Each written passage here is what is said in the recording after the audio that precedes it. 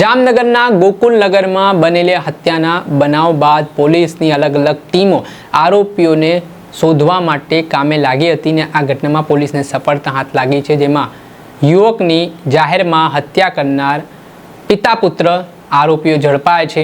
ત્યારે મામલે શું ખુલાસાઓ થઈ રહ્યા છે, વિગતે વાત કરીએ।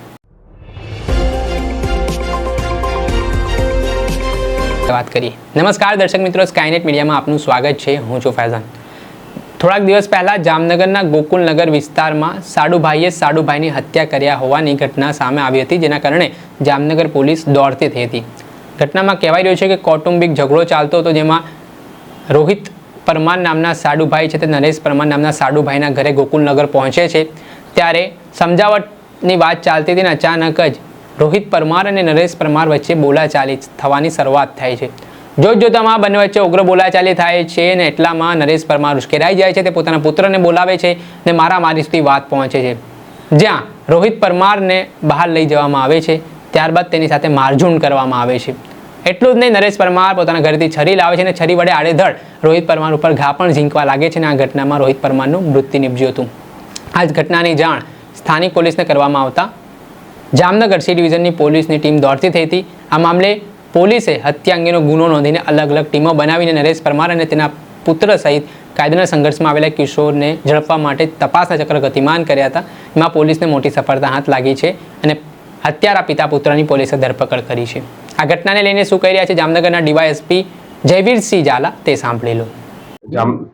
જામનગરના સિટી સી ડિવિઝન પોલીસ સ્ટેશનમાં ગઈકાલે જે હત્યાનો બનાવ બનેલો હતો તેની વિગત મુજબ જે આ કામે મરણ જનાર જે છે રોહિતભાઈ, એ એમના પત્ની રીસામણે ગયેલા હોય પિયર, ત્યારે એમના જે આ રોહિતભાઈ અને તેમના સાડુભાઈ જે છે આ કામના આરોપી નરેશભાઈ તુલસીભાઈ પરમાર, એમના વચ્ચે અવારનવાર બોલાચાલી થતી હોય તે બાબતે ફરીથી ગઈકાલે ઝઘડો થતા જે આ કામના આરોપી છે નરેશભાઈ તુલસીભાઈ પરમાર તેમજ તેના પુત્ર સુજલભાઈ અને અન્ય એક કાયદાના સંઘર્ષમાં આવેલા કિશોર, આ ત્રણેય દ્વારા જે આ મરણ જનાર છે રોહિતભાઈ, એમને પાઇપ અને છરી વડે માર મારવામાં આવેલો હતો અને છાતીથી નીચે ડાબા સાઈડના પડખાના ભાગે છરીના ઘા લાગવાથી આ જે રોહિતભાઈ છે એમનું અવસાન થયેલું છે।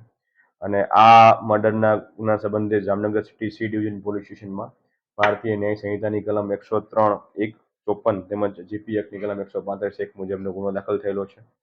આ જે બંને આરોપી છે નરેશ તુલસીભાઈ પરમાર અને સુજલભાઈ, એ બંનેને હસ્તગત કરી આગળની કાર્યવાહી ચાલુ છે, તેમજ કાયદાના સંઘર્ષમાં આવેલા કિશોર અંગેની પણ આગળની કાર્યવાહી ચાલુ છે।